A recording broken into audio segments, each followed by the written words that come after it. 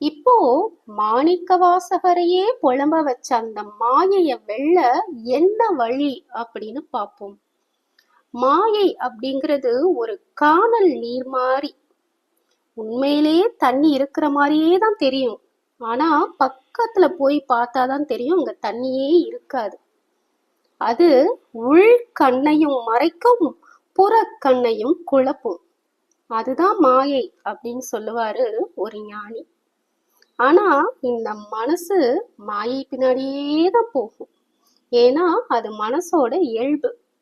நம்ம என்ன அறிவுரை சொன்னாலும் அதை கேட்காது. இந்த மாயையை வெல்ல ஒரே வழி ஞானம்தான். ஞானத்தாலதான் இந்த மாயையை வெல்ல முடியும். அப்போ மாயையின் பின்னாடி போற மனச போக விடாம அறிவு விழிப்போடு இருந்து கண்காணிச்சுக்கிட்டே இருக்கணும். இதுதான் மாயையை வெல்ல ஒரே வழி.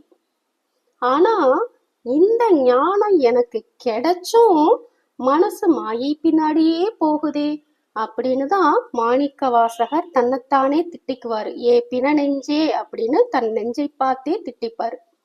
ஏன்னா ஞானம் பெற்றதுக்கு அப்புறமும் நம்ம அந்த வழியில போகாட்டி நமக்கு கேடும் இழிவும் தான் உண்டாகும் அப்படின்னு அவருக்கு நல்லாவே தெரியும். அதனாலதான் அப்படி சொல்லியிருப்பாரு. இப்போ இந்த பாடலோட வரிகளை பார்ப்போம். அறிவிலாத என்னை புகுந்து ஆண்டு கொண்டு அறிவு அதை அருளி மேல நெறி எலாம் புலாம் ஆக்கிய எந்தையை பந்தனை அறுப்பானை பிரிவிலாத இன்னருள்கள் பெற்றிருந்தும் மாறு ஆடுதி பிணநெஞ்சே கிரியலாம் மிக கீழ்ப்படுத்தாய் கெடுத்தாய் என்னை கெடுமாறே அப்படின்னு அவ்வளவு அழகா பாடியிருப்பாரு. நாளை அடுத்த பதிவில் பார்ப்போம். ஓம் நம சிவாய.